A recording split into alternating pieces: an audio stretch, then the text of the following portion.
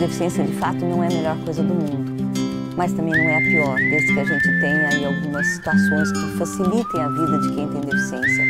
A deficiência está na gente, em quem tem deficiência, ou a deficiência está na sociedade ou está nos equipamentos públicos, né? A gente até entende que exista a falta de informação e que num primeiro momento há um impacto, há uma estranheza, né?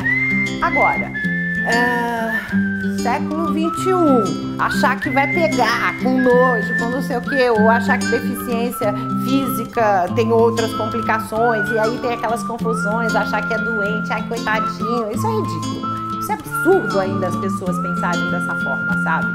Para, chega!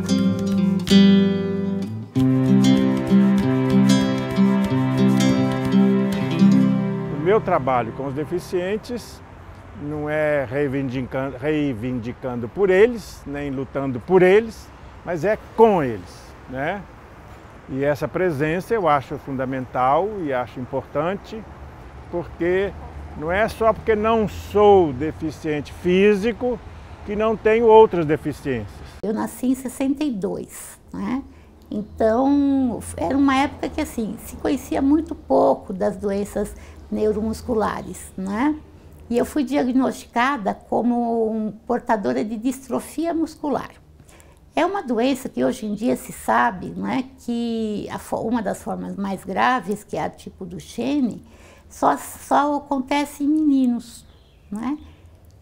Mas eu tive esse diagnóstico pela desinformação da época, né?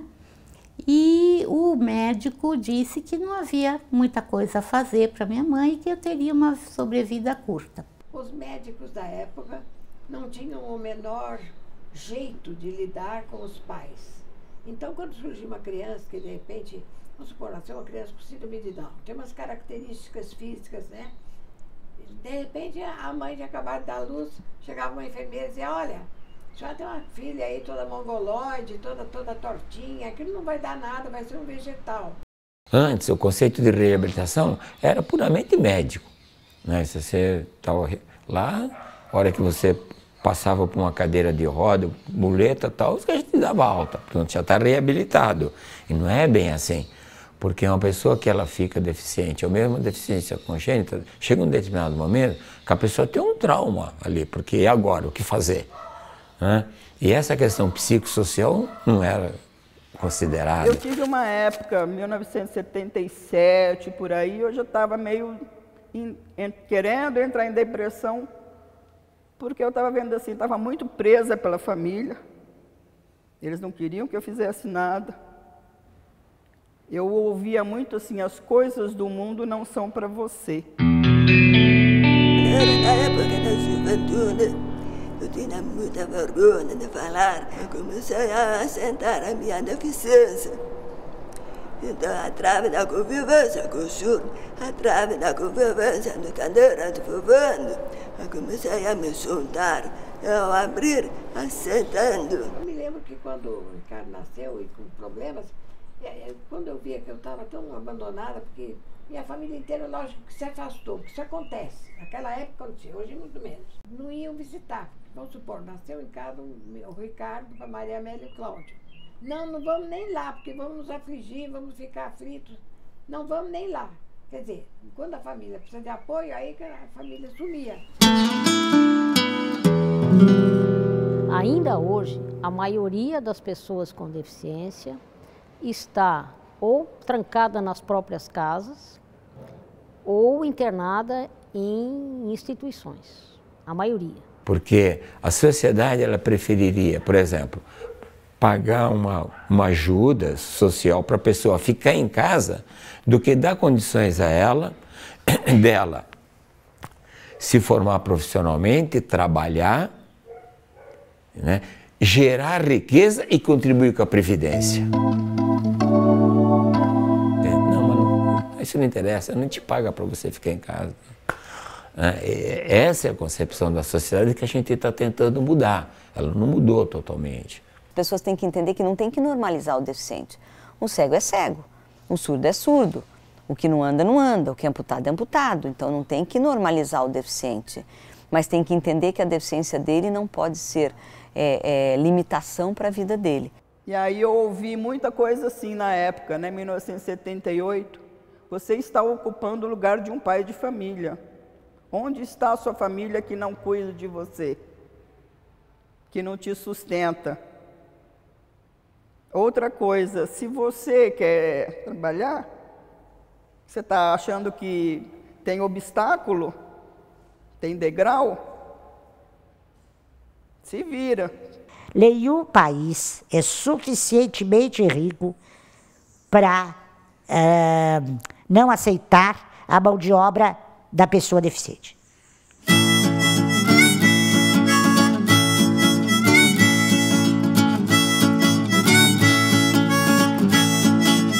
Eu tenho deficiência visual, algum resíduo visual muito pouco, mas dá para eu ler em letras ampliadas, mas eu fui alfabetizada pelo método Braille.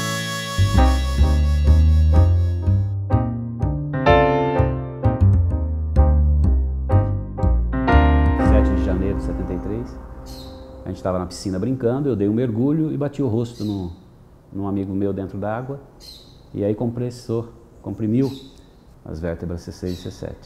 E eu tenho também uma descalcificação óssea congênita, que é um motivo de eu estar numa cadeira de rodas por muitas fraturas, principalmente de fêmur, né? Então, eu uso a cadeira de rodas desde 93. Antes eu andava. Não andava, não corria, mas andava. Eu nasci com mielomeningocele no momento em que muito pouca gente sabia o que era essa deficiência congênita. Meus pais não sabiam, ninguém sabia e todo mundo ficou muito surpreso.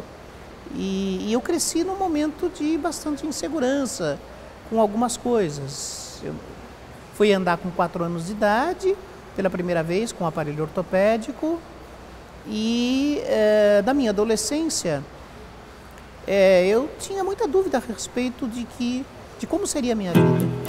Eu me tornei uma pessoa com deficiência através de uma cirurgia mal sucedida em setembro de 1976 e fui internada no Centro de Reabilitação da ABBR em fevereiro de 1977. A história se confunde com a história de dezenas, centenas, milhares de brasileiros, meninos e meninas, jovens, homens e mulheres, brancos e negros, que por alguma razão durante a sua vida ou nasceram ou ficaram com algum tipo de deficiência. A minha história não é diferente, ela se confunde com a história dos demais. Eu fiquei paraplégica aos 19 anos, num acidente de automóvel. Isso foi em 1974.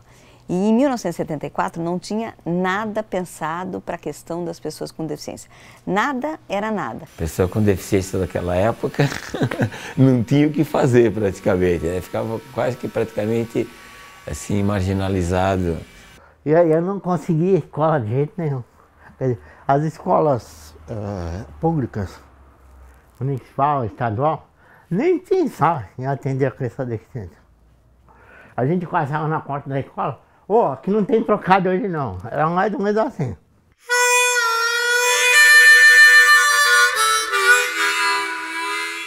As coisas corriam tão devagar, e existiam tantas barreiras, porque não são só as barreiras físicas, as atitudinais são as piores, né? Então a rejeição é grande, porque eu vou gastar muito, porque como eu vou arrebentar as paredes para eu fazer um acesso, vai ser custoso eu ter um deficiente aqui, porque eu vou mudar o banheiro. Eu nunca estudei numa escola que eu pudesse utilizar o banheiro. Eu nunca tive um banheiro acessível. E assim, fiquei em casa sem fazer nada. Eu me senti inútil. Eu acho que a cidade, ela é construída não para toda a população, né? Ela é construída para aqueles que têm habilidade em se locomover. Tanto é que a própria pessoa que projeta, participa da construção da cidade, ela não pensa quando ela vai ficar idosa, que ela não vai poder usar aquilo que ela própria projetou. Lógico, eu não vou dizer para você, o deficiente é santo. Não, Eu sou um ser humano, eu amo e odeio como qualquer um. Né? Eu sou um ser humano que tem uma deficiência. Eu não sou melhor nem pior que ninguém.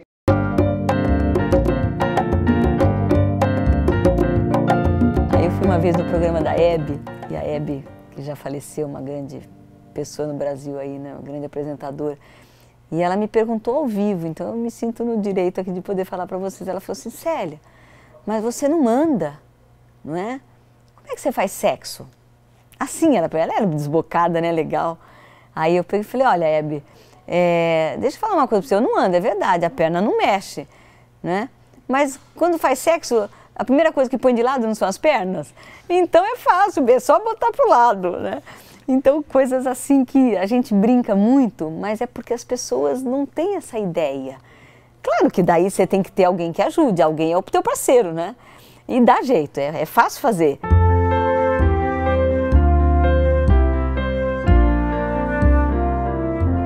Eu nasci sem os braços, sem as pernas, e foi aquele drama todo, o que foi, não sei o que, e depois verificaram que era talidomida. Eu passei a minha infância, a minha mãe foi uma mulher que me incentivou, que assim, foi por ela que eu me desenvolvi, porque ela acreditou, mandou arrancar meus pés porque queria me protetizar, ninguém acreditava.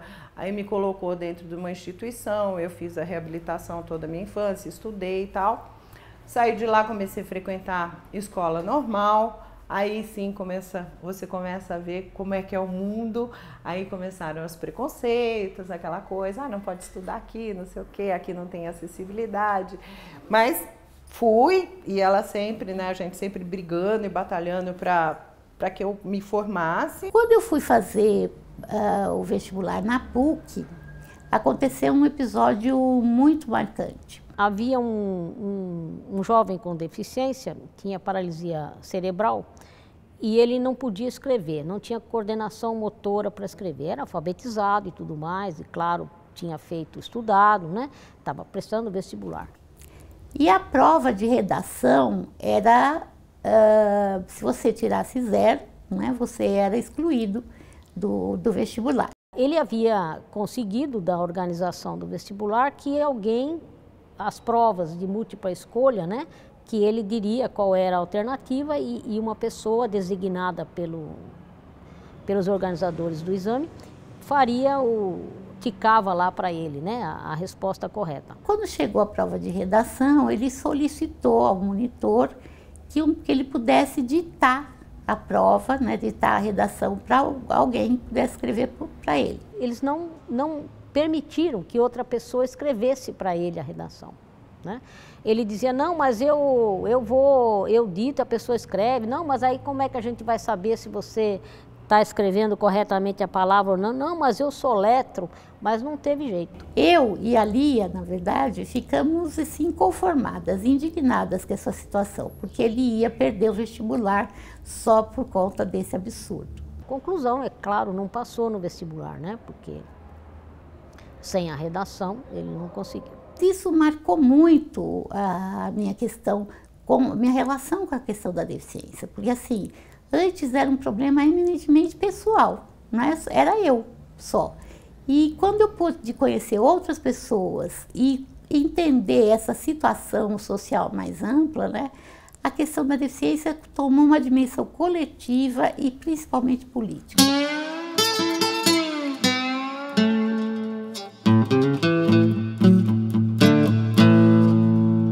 Nós estávamos vivendo um período de redemocratização, de muitas discussões e até de mobilização da sociedade. Essa questão da deficiência começou a despertar muito interesse. E na época se começava até a discutir o que fazer, né? Não se tinha nada praticamente naquela época, você só via deficiente nas esquinas da rua, ou vendendo guloseima, ou então pedinte, né? Porque você não via praticamente a pessoa com deficiência exercendo alguma atividade, que é trabalho, ou mesmo outra atividade, muito raro. E nessa época, o que estava acontecendo no clima político do Brasil, né?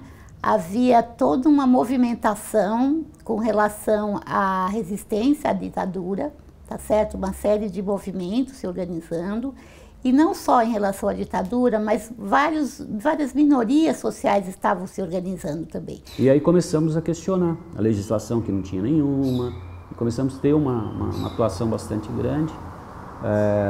Entramos em contato com a TV Globo, a gente queria acompanhar de perto como que ela ia abraçar essa campanha, queríamos acompanhar os filmes, para que não fossem os filmes apelativos, para passar uma outra visão para eles, porque até aquele momento a única coisa que se falava de pessoa com deficiência era o pessoal assim, da ACD, o pessoal da APAI. A APAI de São Paulo foi fundada em 1960 na PUC de São Paulo, na rua Monte Alegre, nas Perdizes. Eu não tinha noção de que havia um movimento nesse sentido, mas um dia, lendo o jornal Gazeta, eu vi lá, convocam-se pais de crianças retardadas mentais, que é assim que se dizia, para irem à PUC de São Paulo, a Monte Alegre, tal hora, assim, tal dia, para reunir-se com outros pais e formar uma associação como existe no Rio de Janeiro. E aí, conversa vai, conversa vem, começamos a fazer reuniões e com isso surgiu a ideia, então, de formarmos a APAI, que logo tivemos muito apoio da própria PUC, né, da Sociedade da Clínica Psicológica que havia ali. Clube de Amigos das Pessoas com Deficiência da ABBR. E esse foi um trabalho bastante interessante e me deu a oportunidade de, primeiro, fazer alguma coisa, além de estar ali só fazendo o processo de reabilitação, de conhecer muito mais pessoas e conhecer principalmente aqueles que já estavam com deficiência há mais tempo e que já estavam, inclusive, fora do centro de reabilitação, vivendo vidas extramuros, o que naquela ocasião me parecia impossível. Então foi uma experiência muito interessante. E, ao mesmo tempo, eu vi nascer a primeira grande associação fora do centro de reabilitação, que foi justamente a Associação dos Deficientes Físicos do Rio de Janeiro. Aí eu falei, quer saber? Eu vou atrás dos meus direitos. E aí botei um anúncio no jornal, isso tudo ligando para o jornal, chorando, contando história e mandando documentação que comprovava tudo. Olha, de graça, põe de graça porque eu não tenho como pagar. E daí outras pessoas também que estavam na mesma situação da talidomida me procurou. E aí, bom, vamos brigar então? Vamos brigar. Fomos atrás do senador na época e sentamos, e aí depois vai daqui, pressiona de lá, daqui não sai, ninguém me tira, enquanto vocês não resolverem a nossa situação. E aí a associação, né, a Associação Brasileira da Síndrome da Talidomida, começou a brigar por todas as outras coisas, educação, transporte, lazer, e isso é uma luta diária. É uma luta assim, que se você sai, aqui não tem banheiro, poxa vida, não sei o que, aí você tem que falar, aí você vai pra rua, é o cara esperto que para na sua vaga de deficiência, né? Então é uma briga diária de conscientização de que o planeta tem que mudar, que as pessoas, né, não faz pro outro que você não gostaria que fizesse pra você.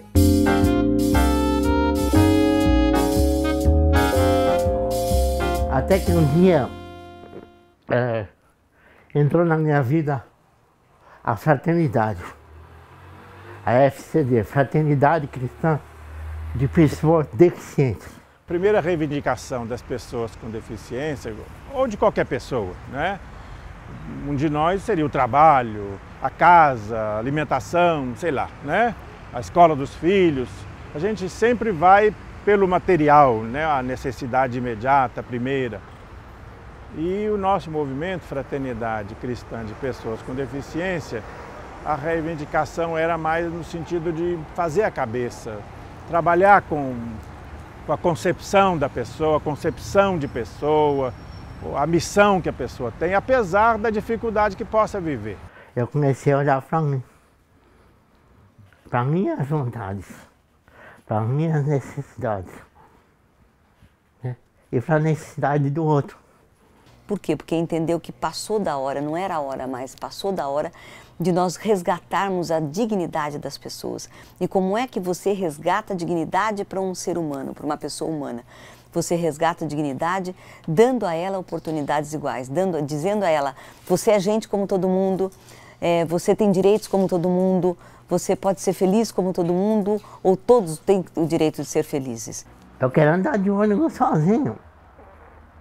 Eu quero ir num shopping, num cinema, Eu não tenho que levar uma turma de gente comigo, que eu vou... E se o cara que lá em Acompanhar não quer assistir aquele filme? Né? E aí decidimos criar uma associação, Associação de Integração dos Deficientes, AID, e que foi uma das primeiras associações assim que integrava todo tipo de deficiência.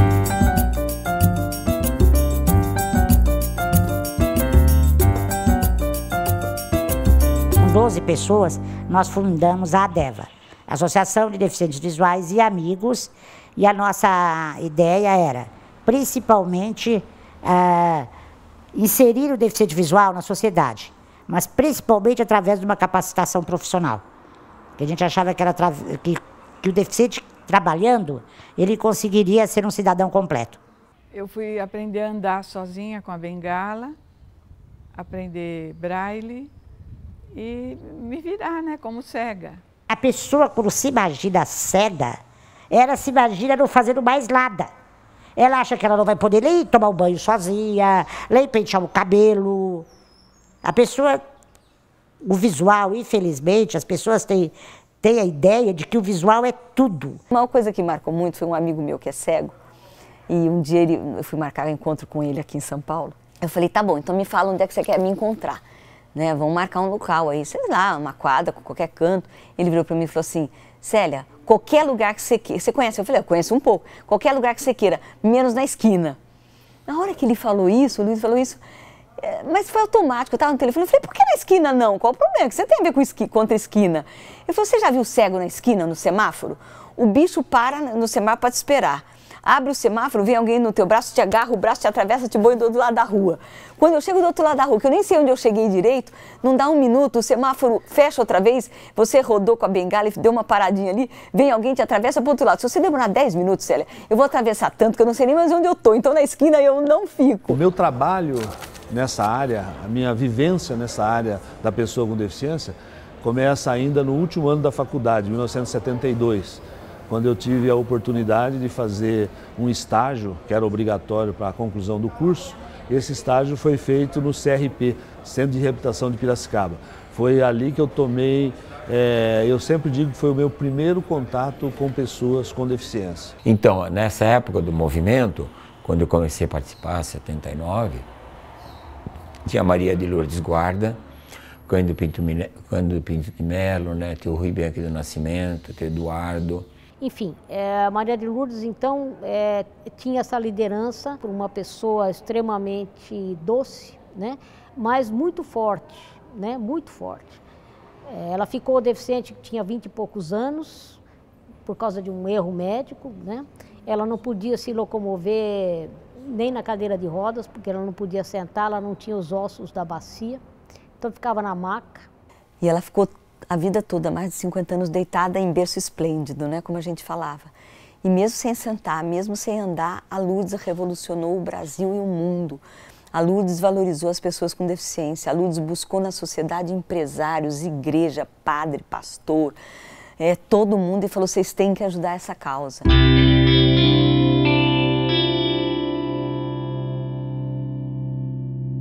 Um deficiente cadeirante se apresentou no metrô em 78.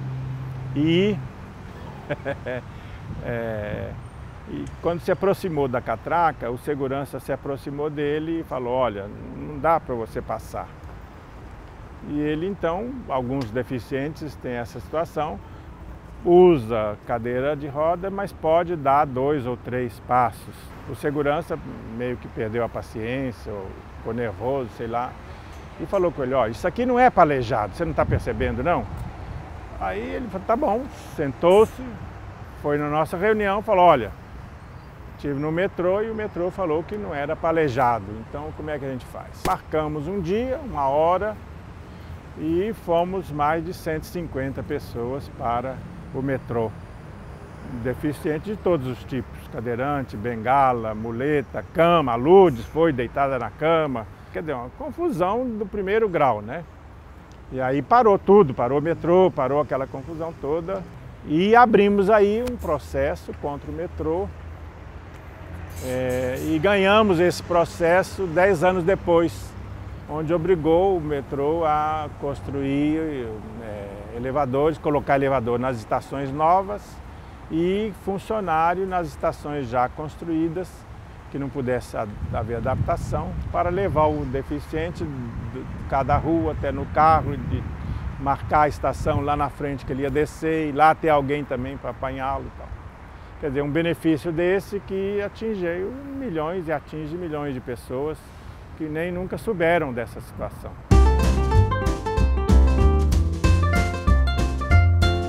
Então essas organizações, até inspiradas, né, pelo momento histórico que o país vivia, né, com o movimento de redemocratização, a volta dos anistiados, isso inspirou, né, as pessoas com deficiência a começar um movimento também, né? Então, por que não, né? Por que não as pessoas com deficiência também se organizarem? E foi o que aconteceu. Foi um movimento espontâneo mesmo e aí começou realmente um movimento nacional, né? Aí fomos descobrindo então que havia organizações espalhadas pelo Brasil todo, né? A ideia era resgatar o direito e tchau, acabou. Era só isso, não tinha outra intenção. Mas aí você fala assim, não, peraí, tá tudo errado. Temos que brigar por tudo, né? Educação, trabalho, acessibilidade, transporte, parará. E aí a gente se engajou no movimento. E foi em 1979, mais precisamente em 1980, que nós no Brasil todo nos mobilizamos para fazer o primeiro encontro nacional de pessoas com algum tipo de deficiência.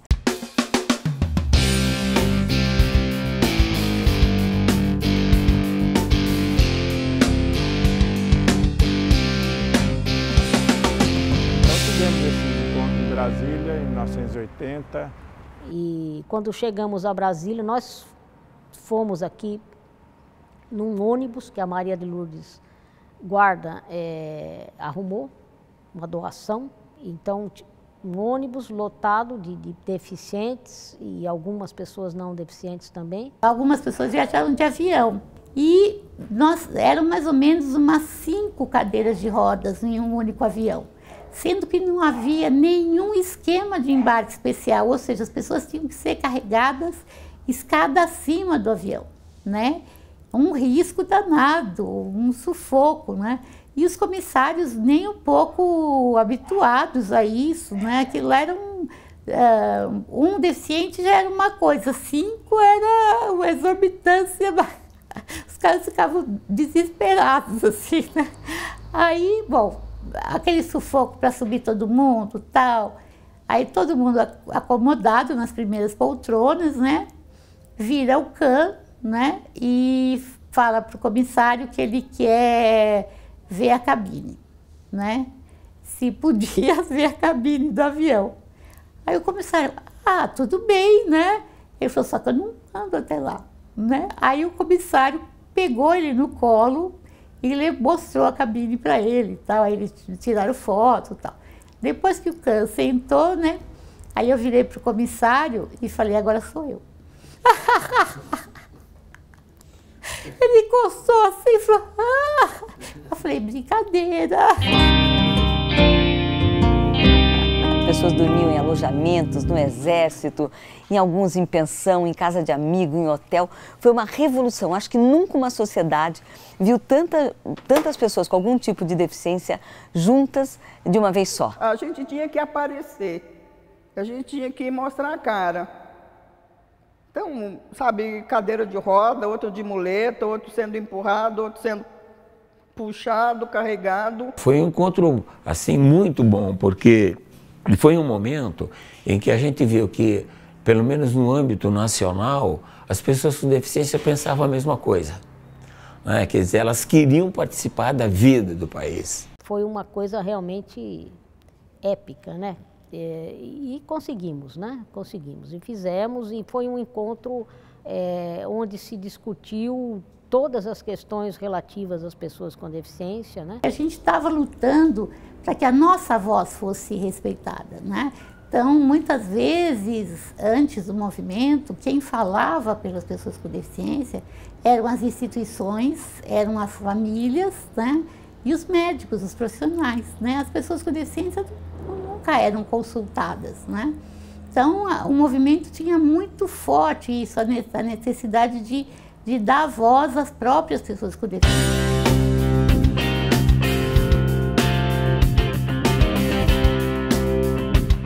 Isso ajudou a nós fortalecermos o ano de 1981, que começava logo depois, que aliás, o ano de 1980, e o movimento se deu também em função de que iria existir, na década de 80, um ano separado e preparado para as questões das pessoas com deficiência no mundo todo. Ano Internacional das Pessoas com Deficiência. Aí nós respiramos profundamente, aliviados e felizes. Resolveu todo o problema da pessoa com deficiência, ou resolveram-se todos os problemas? Obviamente que não. 81 foi o ano divisor de águas, porque eu entendo que ele serviu para basicamente dois fins. Primeiro, fazer a pessoa com deficiência tomar consciência de que ela tinha que ser protagonista nas conquistas e na luta, nessa transformação da sociedade que a gente queria.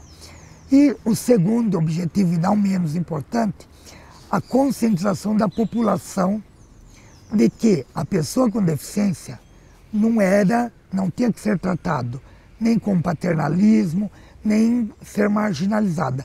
Ela tinha que ser integrada na sociedade. E acontecia uma coisa interessante, porque você ia, né? Quando você conseguia, por exemplo, audiência com algum governante, né? E tal, você ia lá, falava, né? Olha, essas são as nossas reivindicações, temos direito a isso e tal. Ele fala, puxa vida, concordo plenamente com vocês, tudo, mas não tem lei, não tem legislação, eu não posso fazer, porque eu só posso fazer alguma coisa em função da legislação. Quer dizer, era uma forma de concordar, mas tinha um argumento para não fazer, não, né? E é interessante, a gente viu assim, então temos que lutar por uma legislação.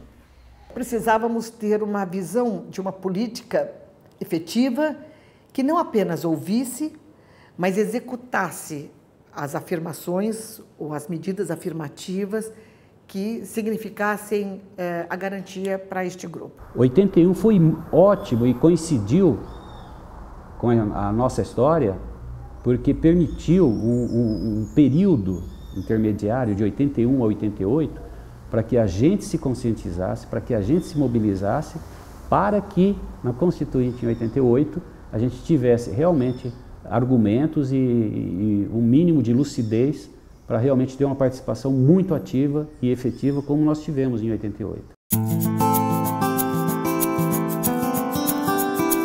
Em 83 foi formada a Coalizão Nacional, porque cada área de deficiência estava organizada nacionalmente e fazia o seu trabalho específico e, ao mesmo tempo, tinha essa articulação através da Coalizão Nacional.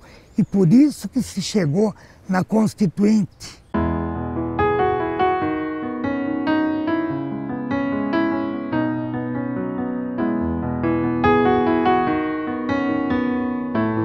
E aí, então, o que nós fizemos? Nós fizemos um movimento de abaixo-assinado, né, para levar à Constituinte as nossas propostas. Nós entregamos pessoalmente essas nossas reivindicações, que, exceto duas reivindicações que estavam lá, as demais estão na Constituição até hoje, né?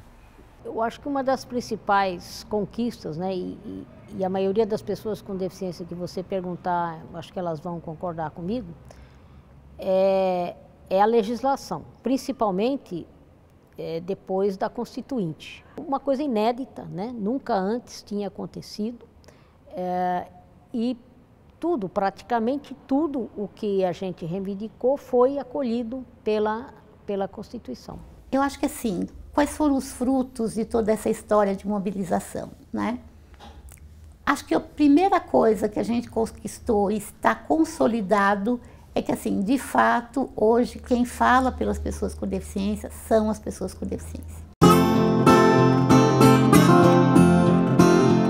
Nós criamos, assim, uma legislação muito ampla, que garanta muitos dos nossos direitos. Tirou-se da invisibilidade este grupo de pessoas e descobriu-se que elas tinham vontade própria, capacidade de organização, uma incrível capacidade de mobilização e propostas concretas. Foi um marco, para mim, em geral, de trazer as pessoas com deficiência para a sociedade e trazer as pessoas com deficiência na busca de igualdade de oportunidades. Não de igualdade, porque todos somos diferentes, mas na essência, enquanto seres humanos, nós somos iguais. E somos iguais, além da essência do ser humano, somos iguais em duas situações de absoluta forma verdadeira e inequívoca.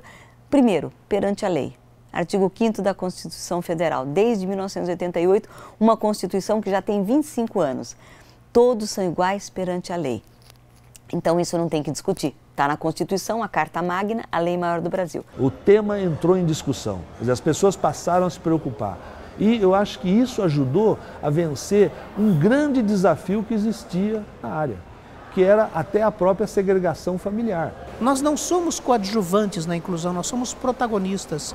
O dono do Banco Real pegou e, numa viagem lá nos Estados Unidos, conheceu um projeto da Boeing que utilizava pessoas com deficiência. E ele achou muito interessante. Ele falou, eu quero fazer isso lá no Brasil. E aí ele realmente adaptou tudo. Então, uma das primeiras empresas a adaptar plenamente para funcionarem. Os elevadores todos com as inscrições em braille. Rampas, os prédios públicos, a partir de uma certa data, os que eram construídos já eram com rampas. Acessibilidade na educação, as crianças deficientes assistindo aula com as outras e tendo acesso às salas de aula. A educação mudou, né? Então nós tivemos, existimos, queremos tal coisa e a coisa acontecia, né? Pelo respaldo da lei. Então, entendo este movimento, esse movimento todo, como um ganho para a sociedade. Porque quando eu deixo o transporte mais acessível, não são apenas as pessoas com deficiência que saem ganhando. Na verdade, toda a sociedade se beneficia. Tudo isso que você vê na cidade, vamos dizer, as rampas de acesso nas calçadas, os prédios adaptados, toda a arquitetura nova sendo já feita para acesso, e não é só o deficiente, uma pessoa idosa, um carrinho de nenê, né? Que se não tiver degraus é muito mais fácil transpor. E outra coisa, muitas pessoas do movimento, né, participam hoje, ocupam cargos, né, nos diversos órgãos federais, estaduais, municipais, né? Porque foram criadas muitas instâncias também de participação, diretamente ligadas à questão da deficiência, como os conselhos municipais, estaduais, o próprio Conselho Nacional da Pessoa com Deficiência, as coordenadorias, a Secretaria Nacional, né? São órgãos diretamente ligados ao movimento das pessoas com deficiência. Um posicionamento político forte, que fez com que em 30 anos o movimento saísse da invisibilidade, passasse a ter assento e cargos à sua disposição e várias oportunidades. Nada na minha vida, nada fica fora. Nada na minha vida aconteceu se não fosse a luta minha, somada de dezenas, centenas de milhares de pessoas que fizeram mostrar o valor e a força que a pessoa com deficiência tem também. Você não deixa de ser deficiente porque você parou, você não deixa de ser gente porque você parou de andar. Você não deixa de ser pessoa humana porque você parou de enxergar. Você não deixa de ser ser humano porque você parou de ouvir. Ou porque você amputou um membro, braço, perna, orelha, seja o que for. Você é gente como todo mundo. Tem direitos e tem deveres e tem direito a ser feliz. A cidadania, ela é construída. Você não dá uma porção de cidadania para uma pessoa, né? Não se mede por quilo, por metro, né? É por conquista. Então, eu vou dizer mais, que se a cidadania fosse parto, seria com certeza a fórceps. Não tem outra forma.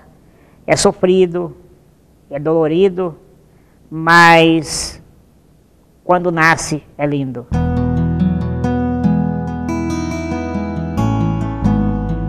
Para você ter ideia, eu acho que a gente já está avançando tanto que hoje a gente já não discute mais se deve ou não deve contratar pessoas com deficiência nas empresas. Isso já é quase ultrapassado. É claro que as empresas têm que contratar, é claro que elas devem estar não só de portas abertas, mas convidando as pessoas para entrar. Dentre muitas conquistas do movimento, uma delas é na parte dos concursos. Na hora que é feita a inscrição, eles já perguntam se você quer a prova em braille ou alguém que leia a prova. Então, isso é maravilhoso. Olha o quanto a gente fez, né? Olha quantas conquistas a gente teve. Isso, é claro que é por causa de pessoas que lá atrás, há 30 anos atrás, começaram a se movimentar nas suas casas, a fazer esse tipo de movimento. Eu acho que a minha geração de deficiente, dessa luta, desses 30 e tantos anos de luta, eu acho que valeu a pena. Isso eu posso te garantir. O direito de as pessoas com deficiência frequentarem as escolas comuns é um direito imediato, é um direito agora, né? Se as escolas não estão preparadas, é um problema das escolas, mas o direito permanece, ele é urgente, né? Então eu estou incentivando os professores a procurar aprender curso de Libras para poder acompanhar os alunos surdos.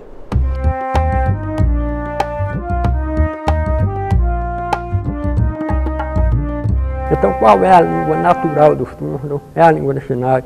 Ele vai vendo e vai sinalizando. Aí ele cria uma língua. Enquanto os ouvintes não criam.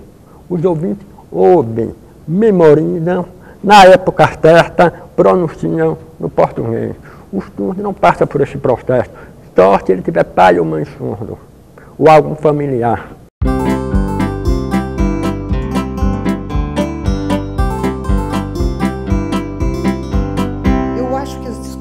Nós tínhamos, naquele momento, discutindo o poder de transformação que uma política voltada à pessoa com deficiência é capaz de produzir, hoje se espelha no movimento da própria Organização das Nações Unidas. Então, essa lógica deste movimento que vai crescendo, que vai ocupando espaços e vai transformando a sociedade, certamente merece aplausos.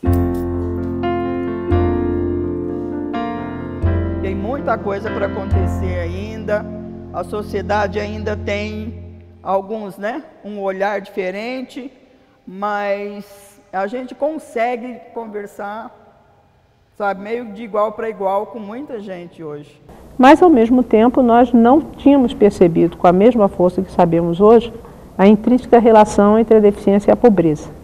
E enquanto nós tivermos um conjunto muito grande de brasileiros ou de pessoas do mundo todo que estão na situação de pobreza e extrema pobreza, nós teremos sempre um número crescente de pessoas com deficiência, ou teremos a própria questão da pobreza sendo agravada pelo fato de as pessoas com deficiência não terem ainda oportunidades de escolarização, oportunidades de ingresso no mercado de trabalho e de todos os direitos humanos que elas são também titulares. Então eu acho que a gente passa por um processo difícil agora, que é o processo de nós voltarmos para nós mesmos e falarmos que país que nós queremos e como nós devemos nos comportar nesse país que nós sonhamos.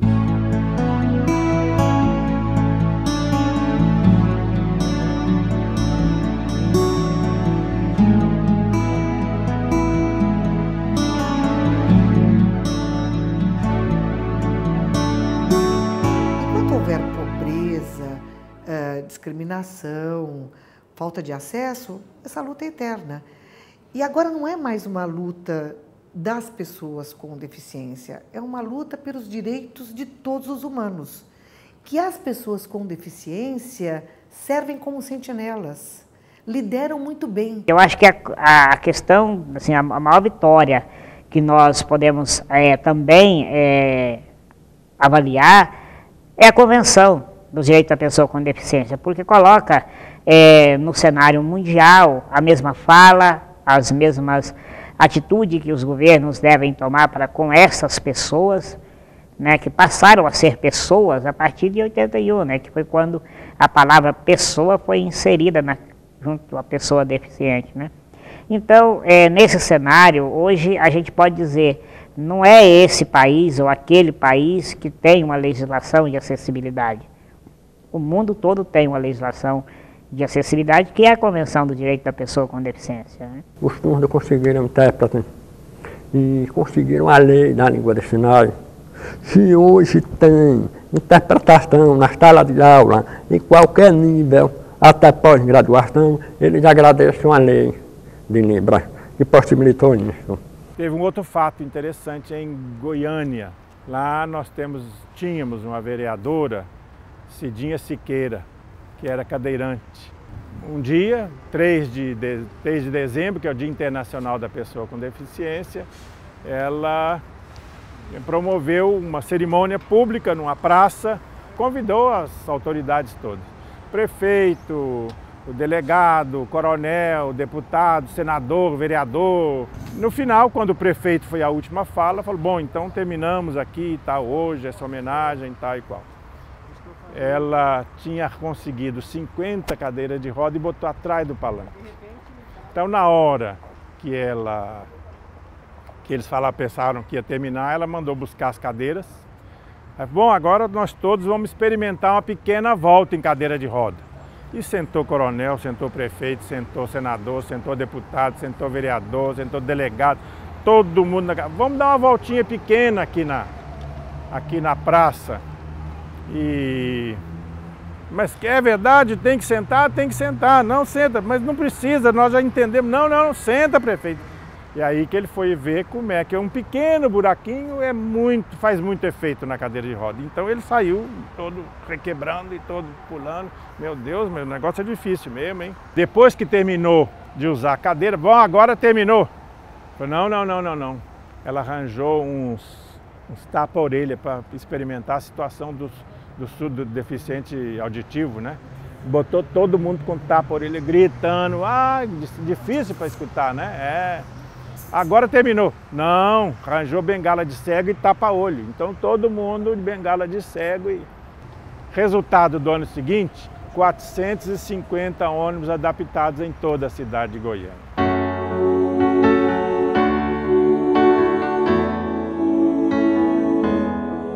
Em questão de tecnologia, eu espero também, para um futuro bem próximo, que ela seja cada vez mais sofisticada. A identidade surda é o que é.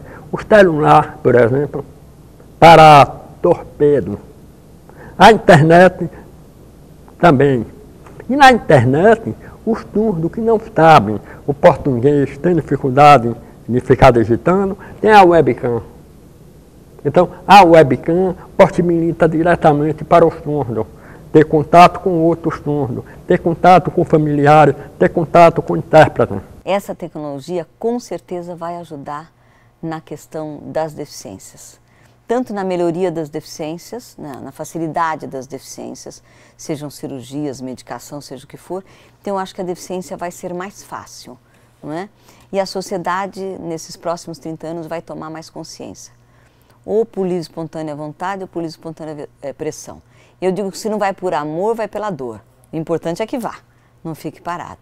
Que as pessoas com deficiência, que é o principal ator nessa questão, tem que continuar vigilante, tem que continuar atuante. Não podemos cruzar o braço e ir para casa. Tudo isso é fruto realmente da luta dessas pessoas que começaram lá.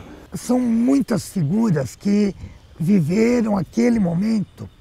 Muitos continuam vivos até hoje, cada um integrado lá no seu trabalho. E muitos já nos deixaram. Teu Cândido, ele era um companheiro aguerrido, um companheiro que pensava no coletivo. E junto com ele, a Cíntia, depois teve a Lia, teve o Rui Bianchi. São pessoas que deram uma contribuição muito grande para o movimento e para conseguir o que tem hoje. Então hoje a gente olha e fala assim, tá bom, a gente poderia já ter conquistado muito mais do que isso, mas a gente conquistou muita coisa. Eu vou ficar muito contente de ver, né, as pessoas usufruírem daquilo que eu não pude usufruir na época, mas eu participei, fui um daqueles que lutaram para que a situação melhorasse. Sempre vale a pena, sabe? Vale a pena viver, vale a pena ligar, vale a pena mudar. Eu sou muito patriota, então eu acho que nós temos tudo para fazer disso aqui um país onde todas as pessoas possam conviver bem da melhor forma possível, sabe? Um país de uma diversidade incrível.